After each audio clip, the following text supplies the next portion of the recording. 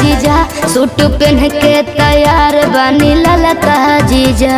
अच्छा ठीक बा। ए जीजा जी सुना जौन कहबू खाए के साली उ घर ही लिया दे हबो। अरे ना जी। डेयरी मिल्क कहा चॉकलेट 2 पैकेट खिया दे हबो। मालूम ना हम चॉकलेट पा जीजा चाउमीन चाट के प्लेट पा जीजा बुलेट पा जीजा बुलेट पा जीजा ले चले घुमावे बुलेट पा जीजा बुलेट पा जीजा बुलेट पा जीजा ले चले